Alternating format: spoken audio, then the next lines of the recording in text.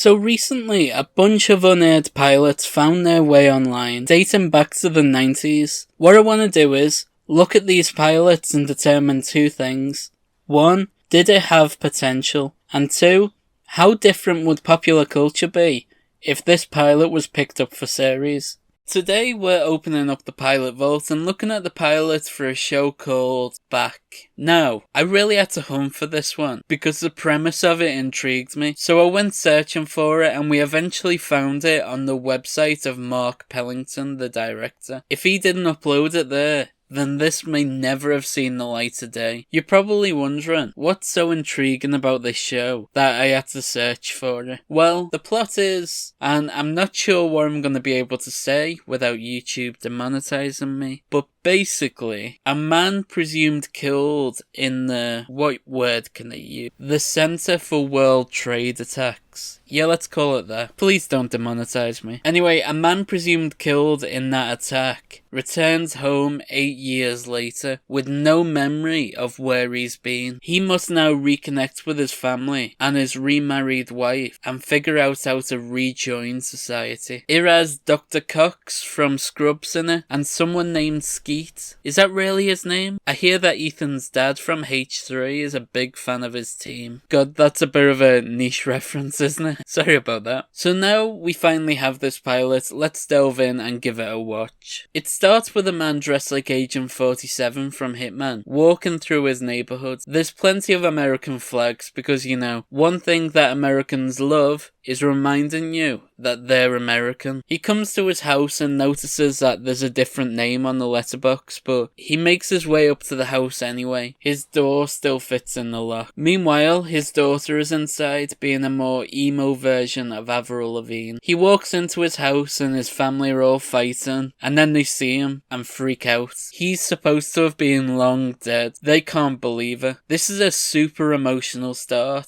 They're so angry and confused, as you would be if a family member turned up alive after being dead for 8 years. God, 8 years? I can't believe the network greenlit this idea as a pilot, but it's even more confusing how they did it so soon after. Only 8 years after the attack. Dr. Cox comes over. He's now married to Richard's widow. The police interview him and he gives them his business card and seems confused when they tell him that the office in the towers no longer exists on account of, you know, those buildings no longer being there. His wife tells the police that when Richard died in 2001, he was wearing the same Agent 47 getup that he's wearing right now. They're obviously suspicious of him and believe that he faked his death and has been hiding all these years, as you would be. This kind of reminds me of a true crime story that I read about recently. The disappearance of a woman who was last seen on September 10, 2001 by a department store surveillance camera near her lower Manhattan apartment. And since she went missing so close to the towers, they presume she was killed when they fell, but they don't know for certain. Her body's never been found. I suppose the difference here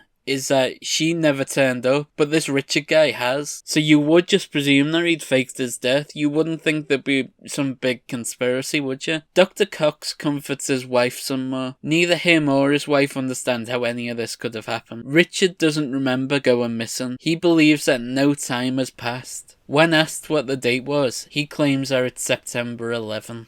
All the way back in 2001. He has no idea that 8 years have gone by. The cop shows him a newspaper with the day's date, which has a big photo of Obama on it. The cop then checks Richard's wallet and finds that his license is expired. If he was a good cop, he would have checked the serial numbers on the money in his wallet, just to make sure that none of the money was made after the date he went missing. You know, real detective work, but they don't bother. They just arrest him for kicking off. In the police station, a psychiatrist interviews Richard. He tells him about the towers being brought down, and it was actually really traumatic to watch. Imagine being told that for the first time. I remember seeing the footage of it on the news when I got home from school back in 2001, and I'd obviously never seen anything like it before, but I can't imagine just being told it. I don't think I could wrap my head around it. It's no wonder they didn't use any stock footage, because that might have been a bit much, but even so, the guy should have showed Richard some footage off screen. That might have helped him a little. I'm really glad they didn't use any actual footage of the towers in there. That would have been a bit much. It'd have been a bit like when they were making Dad's Army, and they initially tried to use actual footage from the war in the opening titles, but it was too soon after the war happened and freaked out a bunch of people at the BBC. Richard goes to New York the next day, and for the first time, he has to face the city skyline without the towers there. It's beautiful how the director uses the absence of something to portray emotion. We see Ground Zero,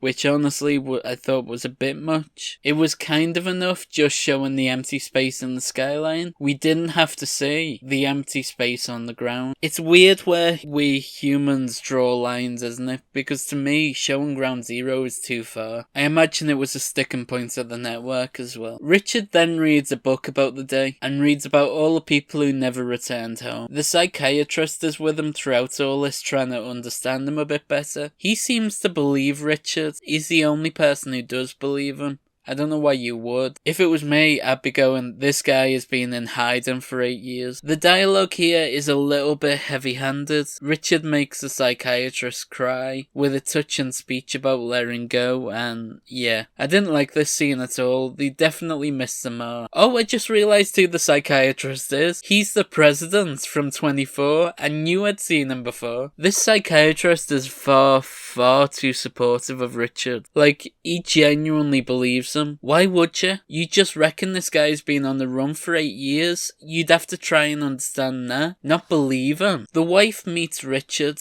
and her dialogue is awful, or she's delivering it poorly. Sometimes it's difficult to tell which. She's also crying, but there's not a tear in sight. I think she's just an awful actor, I reckon. The only thing I've seen her in other than this is she played Big Jim's wife in Under the Dome. I can't remember if she was any good in that. It's been a long time since I saw that show. Richard saves his daughter from being attacked by some guy, so they can have a bonding moment. For some bizarre reason, the actor who plays the daughter doesn't speak properly. She mutters, and she sounds like she's talking with a hand over her nose. You know when you hold your nose and you speak quite squeaky? She sounds like that all the time. Richard proposes that the reason why he is back, after all these years, is because he has been sent back to look after his daughter. Which honestly makes me feel bad for his son, if anything. Imagine your dad coming back to life because he wanted to help your sibling, not you. The detectives look at the call logs from that day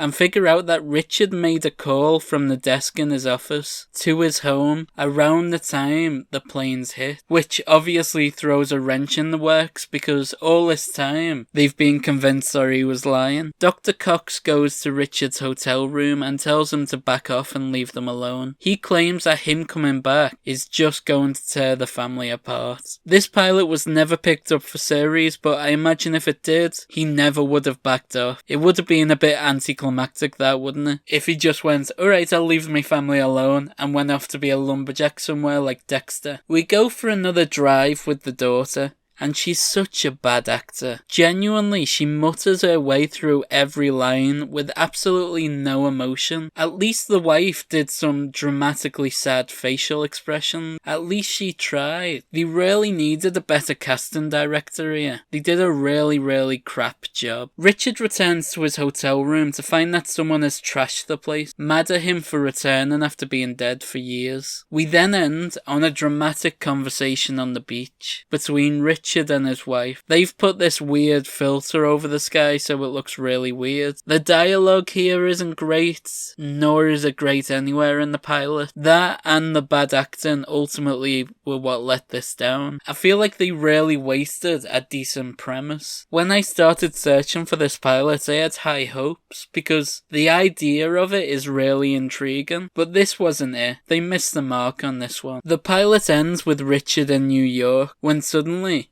he notices someone, the woman that he recognized from the book of people who passed away when the towers fell. So what is this pilot saying? That everyone in the towers survived? Surely not. That would just be like some QAnon conspiracy. I presume it just means that these two are the only people who survived. I'm honestly not sure where they were going with this. I definitely think it was the towers aspect that was the sticking point for this show. A few years ago, the TV show Manifest came out, and the premise of that is pretty similar. But at least with that show, people watching didn't get that knee-jerk reaction of, oh, is this okay to do? You know, it's very reactionary. So where does this pilot rank among the other unaired pilots that we've talked about? Well, I thought it was a great idea, but the conviction was ultimately weak. So I'm thinking along the middle somewhere. Maybe next to Imperfect Union. Because don't get me wrong, I would have stuck around to see what was going on with all this. In fact, I'll stick it between Manchild and Gilded Lilies. I think that's more than fair. I'm gonna try and reach out to the writer of this and ask him a few questions about it. I'll do a follow-up video on the second channel if I manage to get in touch with him. Go and follow there if you want to learn more about this show. Right, if you want me to talk about more unaired pilots, then subscribe. Help us reach 4K. Right, I'll let you go. Bye.